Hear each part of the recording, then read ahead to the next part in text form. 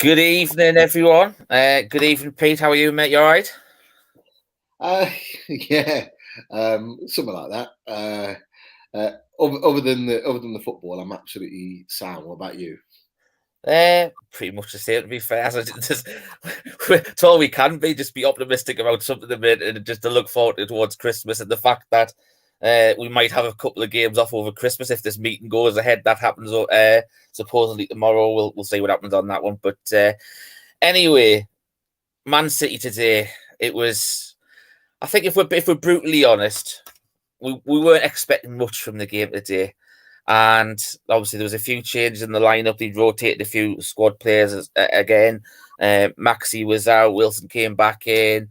And obviously, Willett came back in. Shelby was dropped. Clark came back in for Shaw. He got a rest. Manquillo wasn't playing. Believed to be an injury. So Murphy played at right back. Richie started due to Lewis's injury. And, I don't know about you, Pete. I didn't think it was too bad. I thought, you know what, we at the end of the day, you might as well rotate the squad, get a bit of freshen into it. We've got some more important games coming up over the next few weeks to the end of January, and even giving some of the lads a bit of a rest would help. What did you make of those few changes? Rich, I agree with what you said. There was a lot of talk about the changes that have been made. We can talk about St. Maximin and whether he was dropped or whether it was a rest. It's by the by, really. But there was a lot of changes made. Now, if we hadn't have made those changes and we'd have gone with our strongest team and probably still have lost, there would then be questions going into the Man U game and the Everton game about these guys need a rest. They look tired, and we know, looking back from the last 2 years under Steve Bruce, along this Christmas period, he never dropped players, and by January they looked absolutely shattered. We were watching the game Sheffield United last year where we got absolutely walked over by them at Bramall Lane, and they got their first win of the season. They just looked tired that night, and that's because they'd played constantly without having rest. So it was kind of like Eddie Howe couldn't win either way if he'd have made, whether he made changes or not. And I thought it was the right decision. I thought it was the right decision to rest Callum Wilson Thursday, and I thought it was the right decision to rest certain players today as well. Players need rest. These games are coming thick and fast, and they need rest. And we've got players that need rest that have been injured a lot over the last couple of years. So for that reason, I 100% thought it was the right decision. So we got off to, as we can say, an awful start.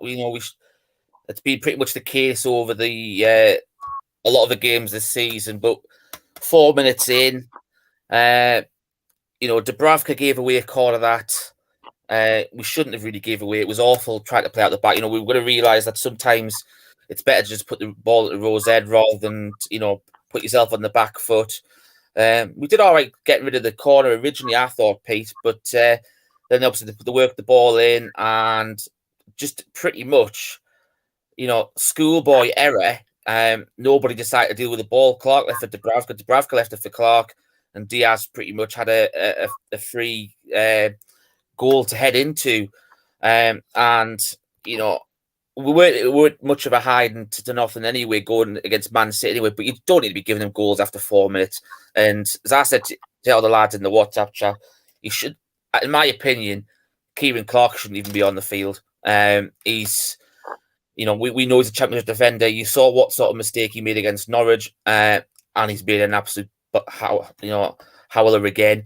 Some people might blame Clark, some might blame Dubravka. I would rather just, to be perfectly honest, in my opinion, I blame Clark. You shouldn't always have to rely on your goalkeeper. Yes, you'd like your goalkeeper to come get it, but sometimes they don't, and it's best to always deal with it. And you're always taught to do that as a defender, is to take that ball out of the danger area. Well, whether he puts it out for another corner, or he puts it out for a throw, or even tries to hook it out or whatever out the box. I don't care. You just need to deal with it full stop. I don't know what your thoughts on that one were.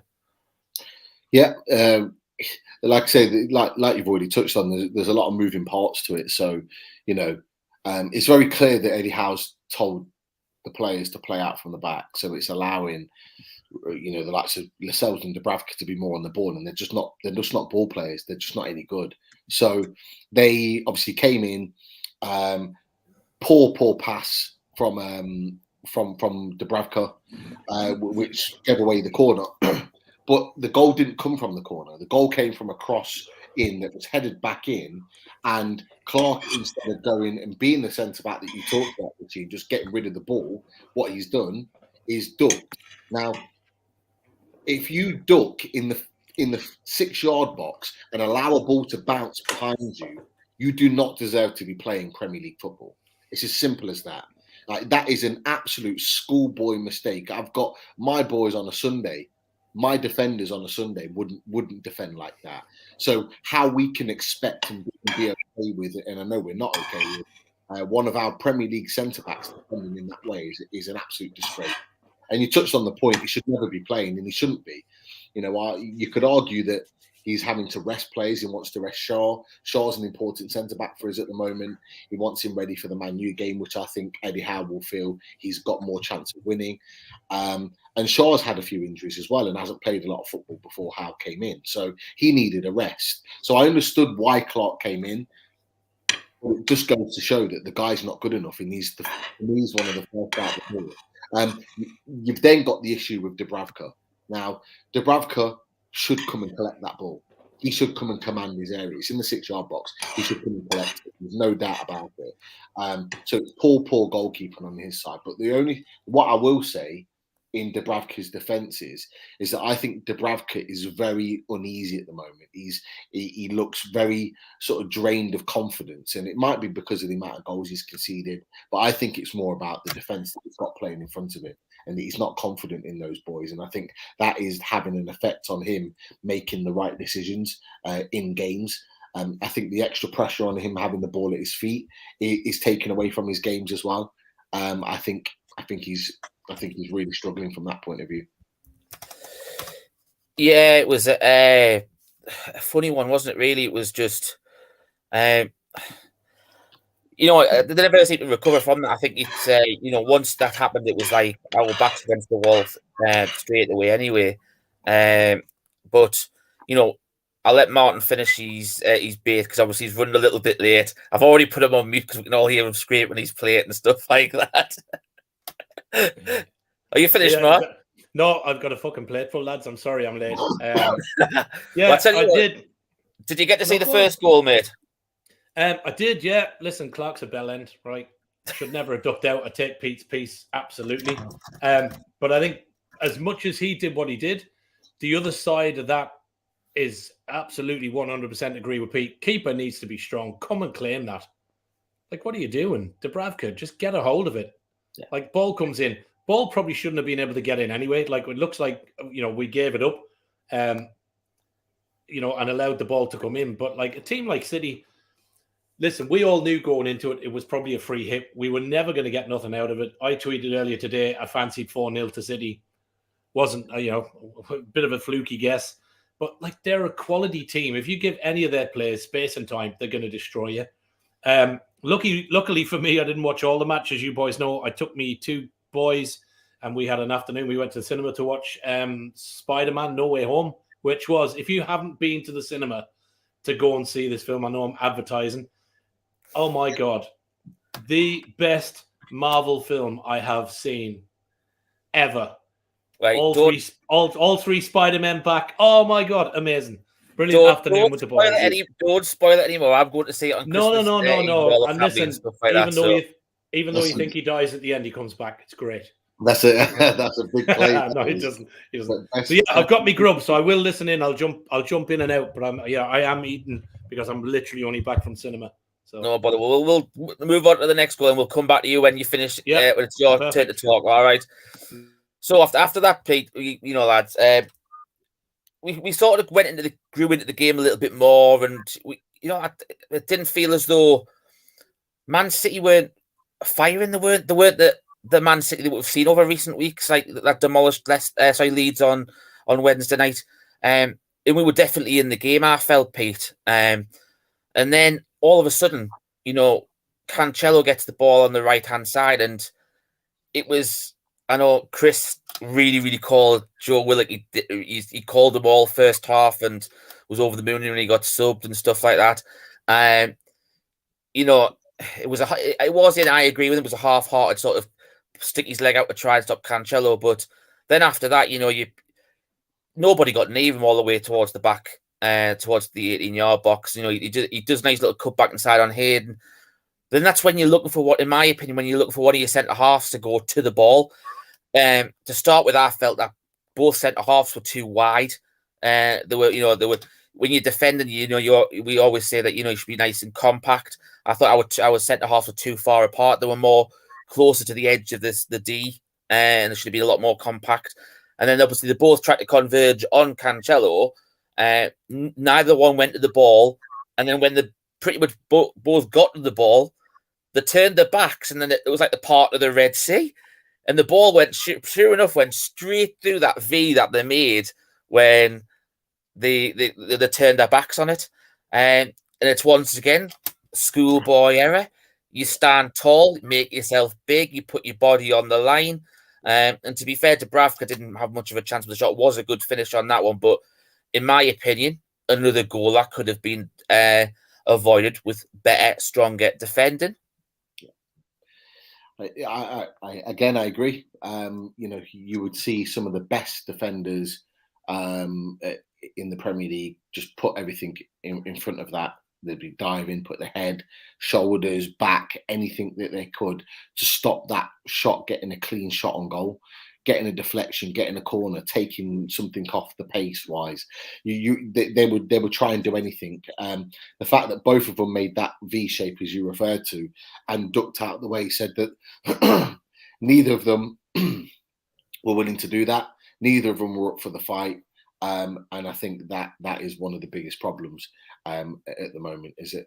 I think there are certain players that are just not up for the fight whatsoever. Clark's just not good enough, as we've already talked about, and I think Lascelles just isn't a footballer. I've talked about Lascelles before being more interested in basketball than football. He doesn't watch the game. He doesn't know what it takes to be a Premier League player. He doesn't go the extra mile. He doesn't act like a centre-back should, certainly a leading centre-back. And I think that goal there was a classic example of someone that just isn't equipped to play football at the highest level, unfortunately. Yeah, I'd agree with that as well. I don't know if Martin's still there or he's finished his bait, but what we'll do is he is there, so we will go over his point of view for the second goal. Mark, what did you I am still able to see that one? Yeah, no, absolutely. I mean, I watched the highlights when I came home. I think if that's Paul Dummett, he throws his body at it and gets in the way of it because that's him. I suppose the question I've got to you two boys is, do you think that what we're seeing, the likes of that, as you said, Pete, players not up for the fight, defenders that just can't defend, do you think some of our players have now realised with the takeover, listen, the chances are I'm not going to be here in January, so I'm not going to do anything to put myself in the way of injuring myself because I might not get a move in January? So do you think I don't know, there's a bit of protection here with the players? To me, Martin, it's like you should be giving your all anyway. I can see your point of view, what you're saying about getting injured in case it stops a potential future move away. But that could be worked the other way as well, though. As in, you should be not trying to give up your position in the squad for someone else coming in. You should be wanting to show that you're good enough to still be part of what the new regime going forward. Whether we think they are or not, that doesn't necessarily say that Eddie Howe and his management team might not think that they can work with this player, get more out of him, and be part of what's going to go forward. But also, you should be if that's the case, you're not going to be around, you've possibly been told that, then you should be wanting to put yourself in the shop window to say that you can do it at this level, that you are a Premier League player and not a Championship player like all the Newcastle United fans have been saying and stuff like that. So put your body on the line at the end of the day, because people then could turn around and say, well, he hasn't got the commitment for that. He's scared to put his foot in. He's not. I think the unfortunate thing for me, lads, is we don't have players who are up for the fight. And I said this about ASM the other night. He's not up for the fight. He doesn't have the battle in him. Now, I didn't like I say, I watched the highlights. I didn't see too much of ASM second half from what I've seen. I didn't see too much fight from anybody. So I mean, the I think other thing, how was my mate Jamal today? How was he? How did he play? He didn't really do anything that kind of like he didn't make a Clark-like mistake, anything like that. But again, it was just kind of the same performance. He didn't really make a catastrophic mistake against Liverpool. But look, it's just a case of, I mean, you asked the question: is it players realizing that their time's up and that they're trying to wait for moves elsewhere? No, I think the first part's right, Mark. I think both of those two players know that their time's up. Lascelles knows that his time's up, not only at Newcastle but as a captain. And I think Callum Wilson getting such positive rave reviews for being captain against Norwich and playing well with the armband, I think told Lascelles that his time's limited. Yeah. I just think Lascelles is not a footballer. I just think you've got to love and live and breathe the game to be able to be a better footballer. You look at the likes of Lewis Dunk, that when we were in the Championship last, Lascelles was a better defender than him. But Lewis Dunk is a footballer. He loves, breathes, eats football. So he's watched games, he's watched centre-backs, and he's watched them get better. Lascelles hasn't done that. So Lascelles has stayed the same and then just regressed because he's not football-minded. And that, I think, is the biggest problem with Lascelles. Little things like keeping players on side, little things like moving the defence up or organising the defence is what a footballer does. He doesn't know how to do that, so he can't lead a centre-back pairing. Clark is just not good enough. Clark is finished. He's finished at Premier League level. For me, he goes to a Nottingham Forest. He goes to a Blackburn Rovers. He goes to a team like that and still plays on for another 5, 6, 7 years. I've got no doubt, but he's just not good enough. Yeah, at a level we're at. Yeah. Okay. I think obviously we go on from that the second goal then, and I think for me personally, this was probably the main talking point from the from the first half after the second goal went in, and that was the penalty. Obviously, everybody who watched the show on Friday night would have seen my rant about Mike Dean and how poor his performance was and stuff like that. And I did actually say I would have preferred Martin Atkinson to referee that game. We got him today, and I was hopefully thinking, you know what, might not see any errors. But once again, that kid to bite me back in the arse, didn't it, basically? And another referee, and how will it buy a Premier League referee where a blatant off the ball, I can't remember who the defender was, came away with the ball, and Edison had come out, realised he wasn't going to get the first one, and then just literally wiped the floor when it took Fraser out. The most blatant penalty you'll ever see. Not just me saying it, not just the lads when we were talking the WhatsApp. I'm talking, it's all over social media, ex-professionals, we're talking about even ex-referees, when they actually did the half-time report, which, to be fair, I don't think they went in depth as much as they should have. I thought it was all about Man City when they were talking again at half-time. But to me, that one, I couldn't believe it wasn't given, but I think what I was even more disappointed about was the fact that VAR didn't overrule it and just said it wasn't and apparently the decision that was made was that VAR had felt that the ball had already been dealt with. So so the first thing that jumps up to me is, so does that mean from now on, if there's ever an off the ball instance, that's not going to count? So if anyone elbows someone off the out of view of someone or whatever, and does that mean that's not going to be a red card or sending off anymore because it's an off the ball incident? It's just absolute bullshit once again, unfortunately, and it's just absolutely scandalous how in 3 games we've had 3 VAR decisions that have gone against us. I think I'm going to start doing a little bit of research to find out how many points and decisions we've possibly lost by means of that or something that we can't deal with, or by a third party causes, because it's really getting scandalous. We get that penalty, we score that, it's 2-1 going into half time, because we don't know. Man City were, they didn't really get out a second, third gear today. But they didn't look themselves. I mentioned at the start of the show. So could that goal brought us back into it, put them on the back foot and made them realise they're in a game here? It would have given the fans a lift. The fans were in good voice today. You know, bear in mind how the whole was. But if that goal had gone in and we pulled one back, I think that I'm not saying we could have won or got anything out of the game, but it would, in my opinion, it would have been a hell of a lot more of a competitive game for Man City to deal with. I don't know what you think about that, Pete. Yeah, I think you're absolutely right. Look, I'm not going to dwell too much on the penalty in isolation, because we all know it's a penalty.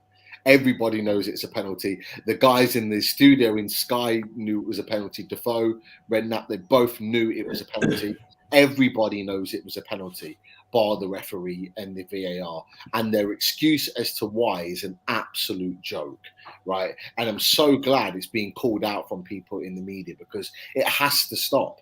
It has to stop. Like, we have been on the end of some horrendous decisions. And these referees and these VAR officials can think that they can make decisions like this and think that they can just give a half-hearted excuse as to why they've given it and think that it's okay. It's not okay. You are absolutely right, Rich. We get that penalty. Wilson scores that penalty at 2-1. At that point, we were already up in the game. We were already pressing them. As soon as they scored, we were getting at them. And we were causing them problems. If it goes to 2-1, the game opens up again. Who's to say that our confidence doesn't go up? They start to track back onto their 18-yard box. It creates potentially another chance. It changes the face of the game. That decision is an awful decision. And you're right in what you said. Like, it's basically, they've made a rod for their own back now, because they're basically saying that a tackle can happen after the ball's gone out of their possession and everything's okay. So what are they going to do next week when someone gets absolutely cleaned out afterwards, but they've not got ball in their possession because the opposition have got it, and it's not a penalty or a free kick? That's basically what they're saying. But what they'll do is they'll give that next decision, and it's always us that gets made the example of, because they'll correct this and they'll start giving those decisions. But again, we're the ones that always lose out, and I'm starting to think that there's a little bit of a pattern here about some of our decisions that are being made, and it gets me onto I don't know if you mind me just saying. I just want to kind of expand on it a little bit, if that's okay. So, you know, from my point of view, Newcastle have been screwed out of decisions. It is clear and obvious that we are getting screwed out of decisions, and we've been screwed out of decisions a hell of a lot more since our takeover happened. Now, whether that's a coincidence, whether that's being manipulated in some way, who knows? I personally think it's been manipulated. I personally feel, and there's no way of us proving this, that they have gone, right, they get fuck all. They get fuck all from us. And even goes back to the Norwich game, where it was a clear handball that was stopping a certain goal, and it took them the best part of 4 or 5 minutes to make a decision on that.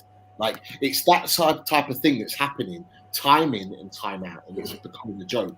Now, in addition to that, I've been of the mindset for a long, long time now with regards to VAR and officials on a bigger scale, not just on a Newcastle scale. And I've been of the mindset that this VAR coming in allows football, not just Newcastle, not just the Premier League, but football, to manipulate big decisions in games in order to create entertainment value. And it's the only way that they can have an impact on how certain games are going and how certain twists and turns are going. So, for example, a shitty 0-0 game can be made into a talking point by a controversial decision with VAR, and it then brings so much attention to the game, regardless of what league it's in. And I've been convinced on that for a long, long time now. And this season, more than ever, it is becoming a massive problem, not just in Newcastle, not just in England, but across the board. And whether someone's going to be able to find some evidence on that, I have no idea. But I am now absolutely convinced that they are manipulating games in order to create entertainment value in football, which is a disgrace. Totally agree with you, Pete. What's your thoughts, Martin? Do you know what? I think Pete is 100% right. I think football now is a business. I think listen, this is a black and white podcast, right? It's a Newcastle pod. We're all Newcastle fans here. But I can accept one or two dodgy decisions during the season, right? It happens, right? Referee has a bad game, you get miscited, stuff happens. But when you're getting pretty much turned over most games, you kind of start going, hang on a minute now, what the fuck is going on here? You know, if you look at the Liverpool game, right? I've been following Keith Hackett on Twitter there for the last probably 4 or 5 weeks since we started to see some of these things. Even he said in the Liverpool game, one, referee should never be appointed. Locality is a problem. Second thing was, any referee that sees Trent Alexander lining up that shot like he did either runs to the right or he runs in behind him. He doesn't run across the front. So there's just, and listen, I'm sure other people listening, other fans will go, stop crying, you're going down, all the other bullshit we hear. But when I watch football, it does seem to me that the top six do get a lot of fucking decisions. Harry Kane today, how was Harry Kane's tackle not a red? Right? If that's John Joe Shelby, right, that's a red. He's getting two red.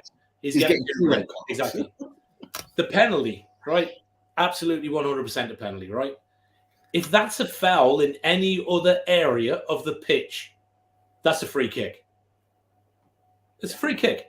So are we now accepting that it's okay for a player to clatter a player off of the ball in the middle of play and it's perfectly fine? Is that now the rule? Because to me, that's not the fucking rule. And it's a foul. So the big thing for me is, yeah, it's a business.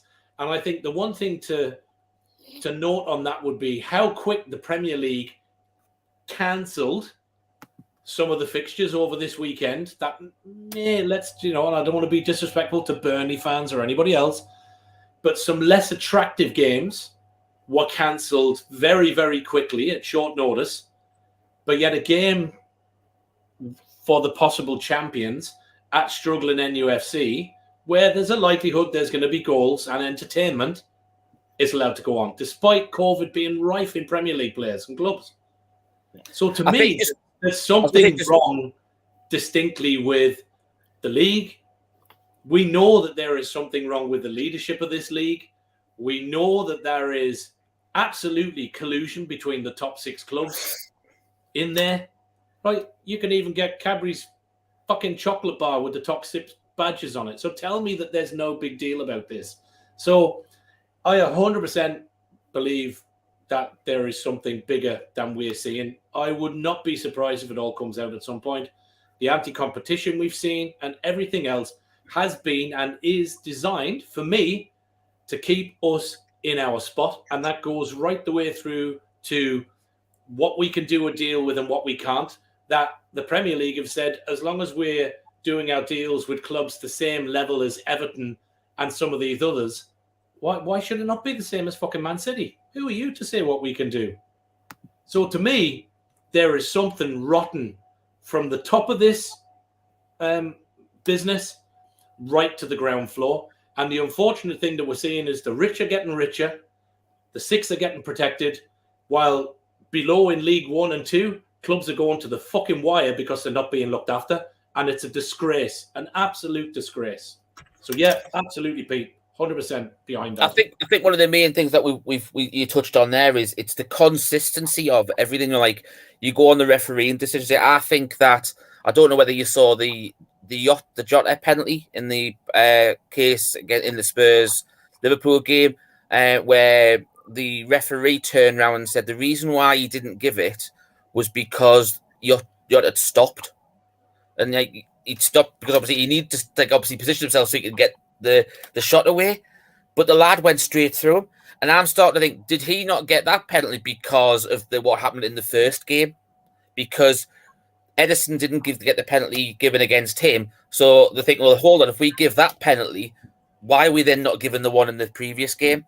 So you start looking at that. But then you're also going about the conspiracies and stuff like that, and then about the big six. I must admit, and I think this is where the transparency issue comes, because nothing's been said about the COVID cases overall. I'm not just talking about several clubs or whatever, because today Chelsea could only field 4 outfield players due to the amount of cases of 7 COVID cases in the camp, and also they had to put injured players on the bench. Now, I'm not a Chelsea fan or anything like that, but if you've got 7 positive COVID tests in your camp, to me, that game should have been called off.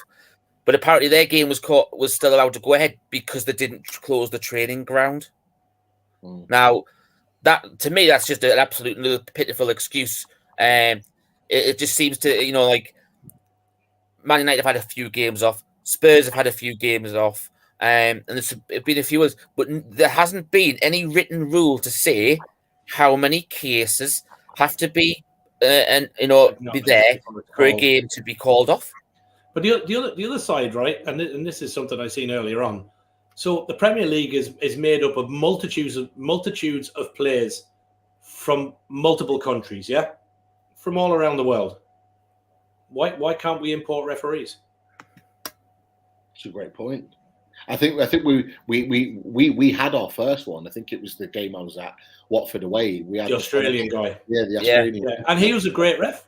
And to be fair, he refed a good game. There was no problem with it. So it's a valid point. Why can't we start doing that? If we're the best league in the world, why can't we have the best referees? And I tell you the reason why I raised that point, Pete, is because obviously, again, most people who watch the show know I'm a huge rugby fan as well.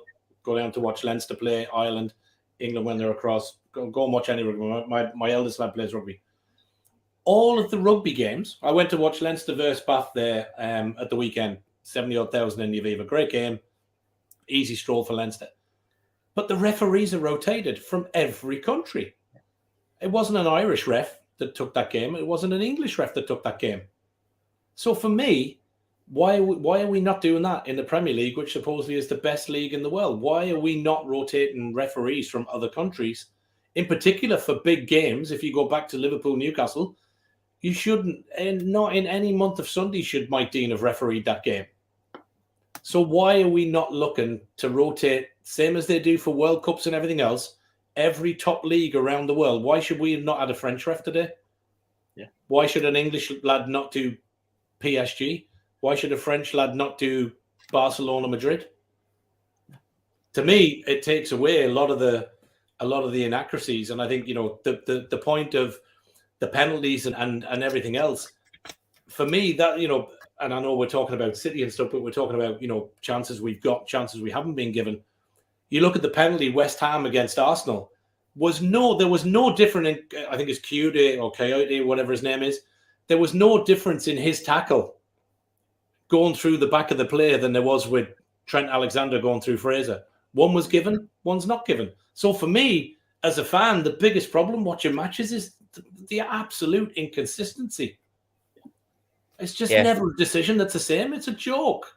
I said the other night on that. The refs. I said the other day when I had my rant on Mag on Friday, regards to VAR. The VAR, in my opinion, need to be given more power. They shouldn't be just turning around and saying, "Oh, well, it wasn't a clear and obvious error," because I think pretty much all the ones that we've been talking about have been clear and obvious errors, in my opinion. So anyway, we'll get back to the game because obviously that's been pretty much the big talking point of the game for NUFC fans anyway. So with it being half time, what I'll do is I'll just give it a quick name out to the shout, the sponsors. It's Black and White Army, Bronwyn's brand, limited edition range that will be out till around about February till a new brand gets released.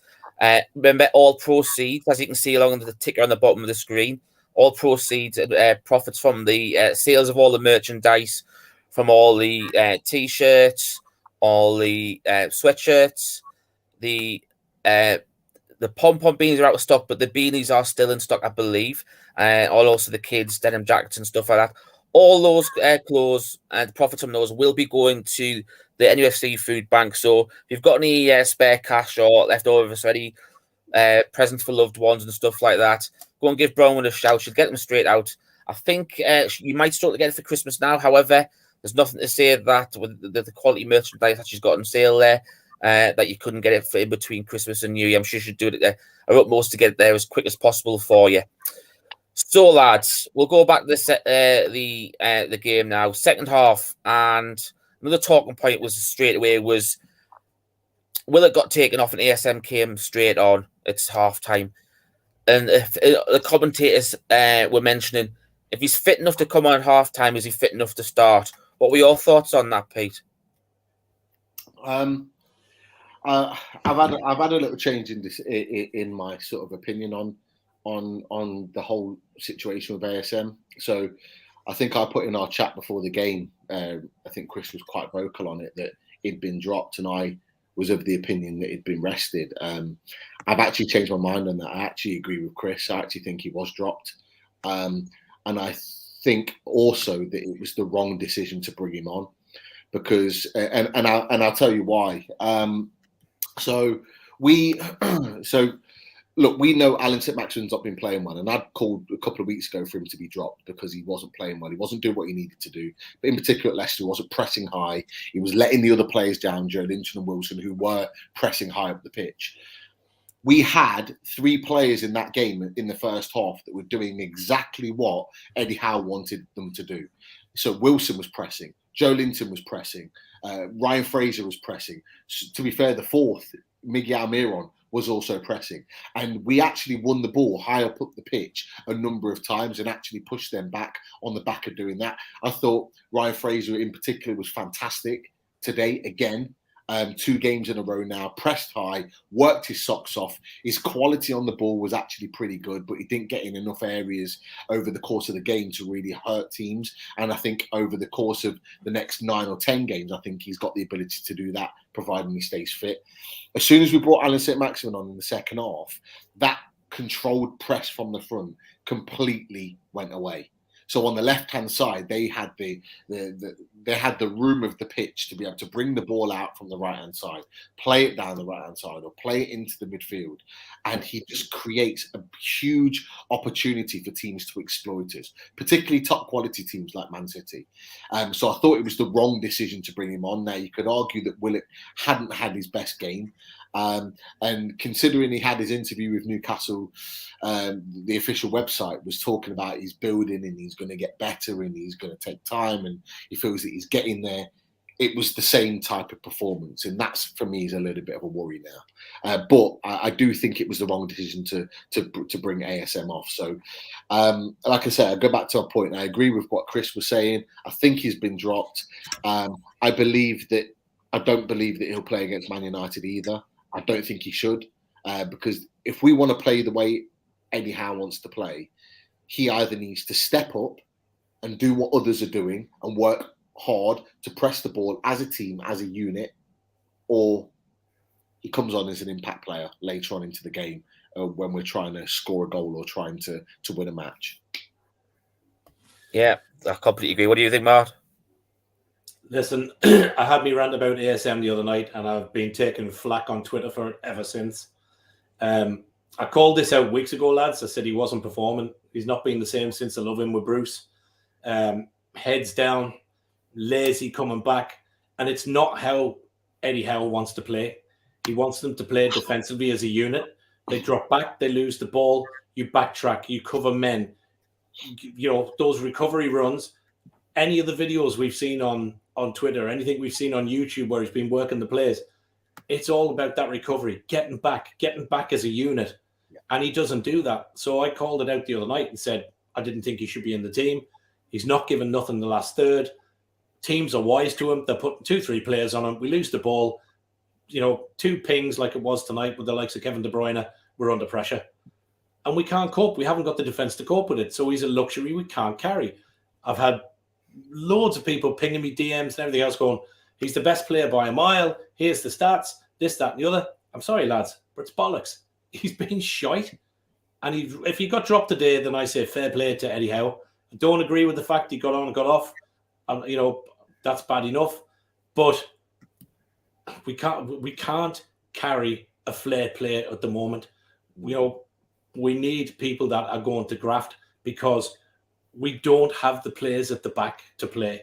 And it's the same as I said the other week about the style of football. And Pete, I think you said exactly the same. With the defence we've got, we cannot play out football from the back. We're not fucking built for it. So stop doing it. Yeah. There's no point to Bradka rolling a little 2-inch ball out to Lascelles or Clark to play out with a 4 or 5 from the back. We will get fucked over and caught every single time. And we are. So don't do it. You'd be better for Dubravka just to fucking hoof the thing up the pitch and get Joe Linton in it. But yeah, no, I don't. I think fully, agree with Pete. Bring him on ASM maybe as on the bench, and you bring him on with 20 minutes as a flair if you're behind by a goal, and hope that he can do something. But you can't carry that for 60 minutes against somebody like City. It just doesn't work. Can I just add on to what Mark said, because I think he's made a really good point, and I think you touched on this on Friday as well on the Mag Show I think you referred to the likes of Ginola and Ben Arthur and Robert as being those sort of French flair players that we've had in the past. Yeah. The difference between them and St. Maximin is the quality of play that he's got around him. Yeah. In that those players were allowed to were kind of given the right to get away with it because they had better players. We were engaged. Yeah. And listen, I don't disagree with that at all. Would ASM be a better player with better players? Probably 100%. 100%. And if you bring them in January, that's fine. Maybe he gets his starting berth. But at the minute, we don't have those players. Yeah. And that's the point that I'm making. That's the problem. And that's why I agree with you, is that we're in a position right now where we can't afford to carry him. Absolutely. We can't afford to carry him. And I said that on Friday, Pete, and I got fucking hammered for it. Yeah, no, I agree with what you're saying. We're in a dogfight right now. Like, yes, when we're building a squad that's going to be capable of pushing up mid-table, then hopefully to Europe, then hopefully to Champions League, and then hopefully to the league over however many years that takes. Someone like St. Maximin can be the difference maker. But in this team where you need grafters, you need guys that are going to sit in a position, press the ball high as a unit, and exploit those opportunities. At times, he is not the man. He is not the man. I think against teams like Watford, I think against teams like Southampton and some of those lesser teams that we're going to be playing in the next sort of 9 or 10 matches, I do think that St. Maximin should start and he'll be able to exploit those guys. But in games like today, in games like potentially next week, when we play Man United, and maybe even an Everton away where you need to be structurally sound in order to win a game, I don't think he's the guy that you need to bring on, to start. He's the guy that you need to bring on to impact a game. So I 100% agree with you, 110%. With better players, he could be brilliant. Strategically. Exactly. There's no denying there's a player, there's not a player in there, right? Because there is, absolutely. So I'm not saying he's shite. What I'm saying is his form at the minute is shocking. The end product needs to be worked on, which is the same thing I called there the other night, which is if he can improve his end product, getting his head up, playing a pass, being less greedy, but also working his socks off. Listen, we spent weeks during lockdown, back end of last year, slating Joe Linton, me included. But you know what? Worked his socks off again today. And if we can keep him doing that and keep him improving, do you know what? We've got a good player on our hands there, lads. So if ASM would give that same bit of graft and grit, I'd say absolutely stick him in there. But we don't have that. We need players that are prepared to fight tooth and nail to stay up and put their bodies on the line. And I'm sorry, the other week when he was giving it all this, sub, and then on social media, no, I'm sorry, not for me, lads. Fuck that shit. No way. Don't be doing all that crap. Can't be bothered. I think it's quite fitting what you was saying there about from when he came on the second half, we lost that press, Pete, as you mentioned to start with. There was a universal press from the front four in the first half. And I think the most noticeable thing for me in the second half was the amount of time that Man City had at the back on the ball. They were like the way they were controlling the game. They stepped up a little bit. They got the third goal for Mahrez. They also then got the fourth later on through Sterling. We had the one chance at the end where Wilson tested Edison. He made a good save. But I think the one thing that I found was concerning, it backs up what we said about ASM there, was the fact that the amount of time that Man City had in the ball, it was like it was, you always say it's a training game or an exhibition game. That the other lads had ran their socks off and had that press going, but because he wasn't then doing the press himself, it sort of rubbed off on the other lads, and they weren't pressing as high as well like that. So I agree with what both of you are saying.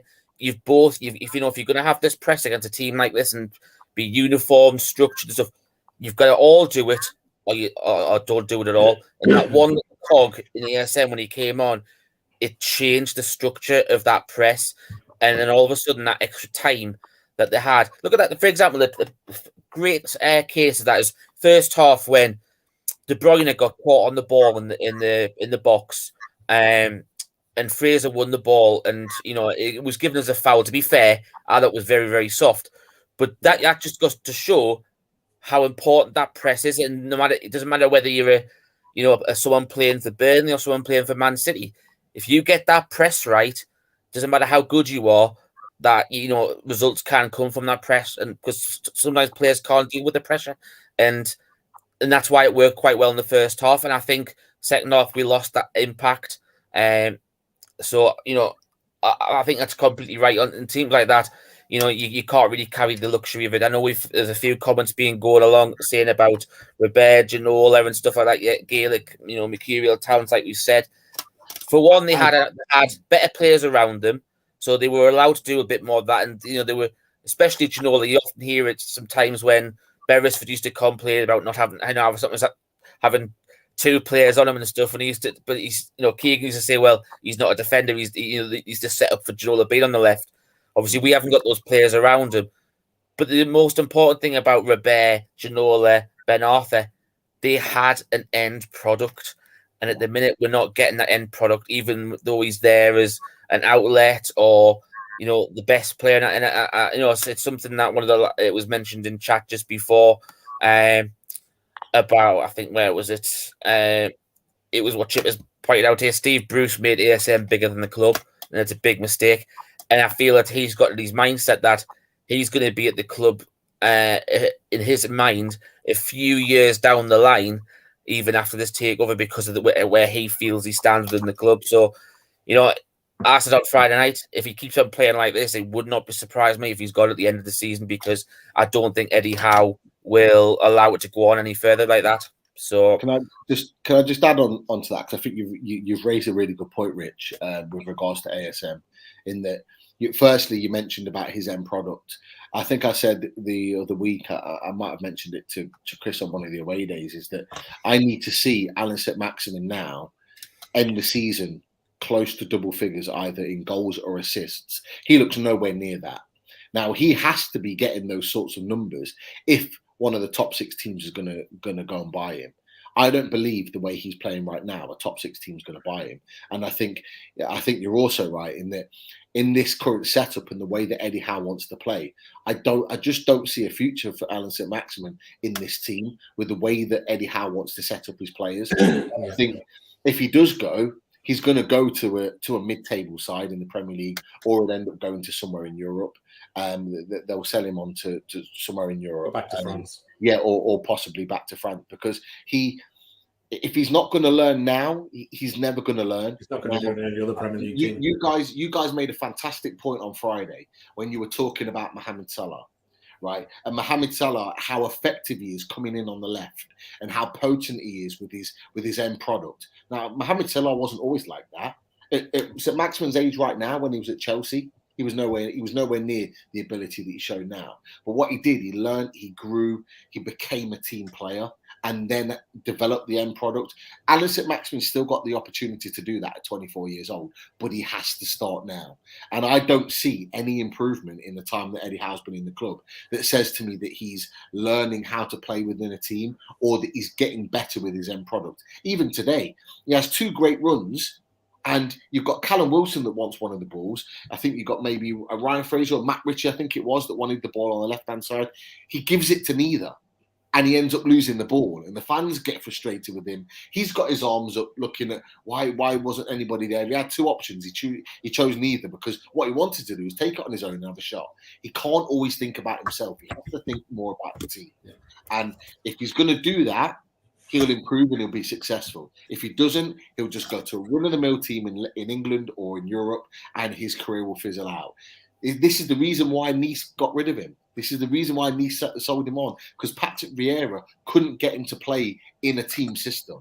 He came to us, he played well for us because he didn't have to play in a team system because of what you guys have just said. Steve Brewster says, go out and play, give the ball to ASM and let him do his business. And he loved that. But to be the best, to get in the French squad, which he wants to do for the World Cup, he's got no chance because he doesn't know how to play in the team. If you can't play in the team, you're not going to play at the elite level. It's as simple as that. There's a difference as well. Like I see Jano's putting up there about he's an outball for what, 30 seconds? Doesn't make a difference giving an outball if you're going to lose it again 20 seconds later. To me, if you've got no end product, you can be an outball all you want. You can be an outball. He was an outball 6 or 7 times against Liverpool, and he was in great positions. But if you haven't got the end product of when he runs through on his right and he just hits it straight at the goalkeeper, or he's got I think Ryan Fraser running out on the left and doesn't give him the ball against Liverpool. He does it twice again today. If you haven't got that end product to back up being an outball, what's the point? What's the point of him playing? What's the point of him playing in that position as an outball? It doesn't make sense. I would much rather. Ryan Fraser has done more in these last 2 games than Alan St-Maximin has done in the last 5. Because he's learned how to play in a system. He presses high. He works as a team. In that second half, I think he ran and pressed 20 yards to his left back. Then he went to the centre backs. Then he went out to the right back. That guy's running his socks off. He cares. He's giving the team. And when he's had moments, he produced good ball. The ball he put in for Callum Wilson that was saved by the goalkeeper in the second half, fantastic ball. We haven't had that sort of delivery all season. Yeah. I think the other thing for me, the big thing again, if you're looking at 2 players, as you said, the likes of Salah went away, changed his game, worked as a team player, improved the end product. He's improved season on season on season. That's probably why I would say at this time and moment, he's probably the best player in the world. Yeah. By a long way, I would think. And a big part of that is attitude. And I think part and parcel of ASM's problem at the minute is his attitude. And I think that needs to change along with how he plays, as you said. A couple of things I just wanted to shout out. Now, I'm not 100% sure, and don't quote me, but just rumours coming out of Spain is that the Trippier deal is done. 29.5 million with wages of 120 grand a week. Supposedly done and dusted, ready for Jan 1. So great if that is the case. The other thing as well, I don't know how much people have either seen nor heard, but apparently there was a fan who collapsed outside of the ground today requiring CPR. It is creeping through there on Twitter. And again, if it's incorrect, I do apologize, but it seems that fan didn't make it. So if that is the case, listen, from Newcastle, from all of us fans, if that is the reality, our hearts go out to their family and everybody else. Hopefully, like I say, it seems to be bouncing around there. But yeah, it puts shit into perspective if that is the case, but not good news. It doesn't look like. So if that is the case, that's a really sad thing to be hearing. But yeah, look, let's see. But anyway, it's scary. It's happened a lot this season. Yeah, that's a couple now. Twice in Newcastle, but a lot around football grounds across the country. Yeah, exactly. It's not good. Yeah, no, it's not. But yeah, sorry. But anyway. No, it's fine. We're coming at the end of the show now anyway. So just want to touch back on something that Munchu was in the chat before. He tagged Pete in something on Twitter. It's from a post on Instagram from Newcastle United 10. I'll just read it out to you. It's a quote from Mark Halsey, who will also know is an ex-Premier League referee. And I thought I'd mention this because obviously, where we've seen there's been a bit of corruption and stuff like that. Mark Halsey was quoted saying, "I have been in that situation where I've seen an incident and I have been told to say I haven't seen it. To be fair to the FA, it's not them. It comes from the PGMO, the Professional Game Match Officials Limited. It doesn't stop there. We've been told to give a certain amount of corners, off throw-ins, fouls, bookings, etc. The Premier League is rife with spot fixing and bias towards certain clubs from the FA. Every referee in the Premier League could be in front of a court one day soon." That's from Mark Halsey, who was a respectable referee when he was part of when he was a Premier League referee. So it's really interesting that quotes like that have resurfaced after what we've been talking about over the last week. So really interesting. It's nice to see that an ex-referee, along with Keith Hackett, have been calling out performances of referees over the last week and not backing up their so-called mates and stuff like that, like some of them do. Just to round off today's show, lads, man of the match for anyone? Could you give anyone man of the match in a black and white shirt today? Would you? I think it's for me. It's between two players. I thought Ryan Fraser was excellent today, and I also thought Joe Linton had another very good game in that midfield. He's really coming into his own as more of a centre midfielder. When they went 1-0 up in the way he drove forward and he really committed those Man City sort of defensive midfielders and pushed them back was amazing to see. I didn't think I'd ever see him play with that much influence in the team. But I just think his work rate from the front, his pressing, and his ability on the ball, and his ability to commit defenders probably shaves it for me with Ryan Fraser. He should have had a penalty. He should have had 2 penalties in the last 2 games. His pressing's been good. His quality on the ball's been good. He needs to take set pieces from now on, in my opinion, because his set pieces are very good and very underrated. And I'm sick of seeing Richie not beat the first man or Shelby put it into Rosed. It needs to be better. So for me, I'd probably go Ryan Fraser.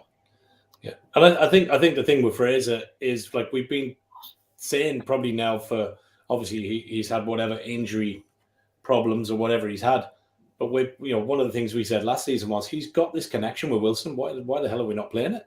Yeah, and I'm glad, kind of, obviously from Eddie Howe's perspective, had them at Bournemouth. I'm sure he knows what that connection is. So I think we'll see Fraser have more and more game time, which I think can only be a good thing. I didn't watch the match in full, so hard for me to call. But having looked at the highlights and listened to you lads, just purely on graft and that this guy is really, really trying, which I hold my hands up to, and give him credit. I'll give it to Joe Linton because I think he's busting his balls recently. So I'll give it to J7. Yeah, I've got to agree with both of you. It's, to be fair, I think it's hard to choose between the two of them. I think they've both been fantastic. Joe Linton, especially since Eddie Howe's come in, he's been like a man reborn sort of thing in a black and white shirt. It's like it goes to show, as we discussed the other day, it's amazing what happens when you've got the belief of a manager on your side, and I think all the fans are actually lifting to him, and because of the way he's actually playing now. Everyone always said he was a hard worker before, but now we're seeing that, tenfold. Plus, he's actually, making balls to try to get into positions and stuff like that. So, Joe Linton's been fantastic, but I do also think Ryan Fraser's been fantastic the last couple of games, especially with the opposition we've had against as well. He's worked his socks off there. Got 2-3 good opportunities where we could have got goals or penalties. So it goes to show how much of an attacking threat he is, and a concern for opposition defences as well. So hopefully against the weaker teams that we've got coming up, supposedly, that we might be able to get his first Premier League goal for the club, and obviously lead us to a few vital points and wins over the next weeks and months. So I just want to give a shout out. So as we saw a bit earlier on, Chris, our mate from the NUFC Matters Match Day days, and obviously he'd been on the show previously before, has become a member tonight, Chris. So thank you very much. Much appreciated for joining the channel, support us. If you would like to join the channel, it is $1.99 a month. At the moment, we do put this show on free of charge for you. All the content we put on there, obviously any costs come out of our own pocket and stuff like that. So if you want to, help us to increase our content and stuff like that, see what other, if we can possibly get extra guests and stuff like that. You don't, we'll still put the content on there for you. It's obviously much appreciated if you were prepared to join the channel and help the channel grow even more. Also, a benefit of being a member as well, you do get to go in the monthly draw for Black and White Army, and also Bronwyn's new brand going forward, where you'll be able to win a product that she puts on offer every single month. Just that's a little thank you from ourselves and also the sponsors. We have got some shows lined up for you this week. I believe they are Tuesday, Wednesday, Thursday, is it? And have we got one Friday as well? But we're not really meant to say anything about them yet. So we'll, keep your eyes on Twitter. We will have a few. We'll bang it out, yeah. And, a few nice little Christmas surprises for you lined up as well. So, I'd like to say thank you very much for joining us, everyone in chat, and all the viewers that have been watching. So, from myself, Pete, Mart, have a very good rest of your weekend, and hopefully over the next few days, stay safe and stuff like that with COVID coming up. And also, if you can't join us in any of the shows going on, we also hope you have a good Christmas. So, thanks for joining us. Good night, everyone. Thanks for watching, folks. Take care.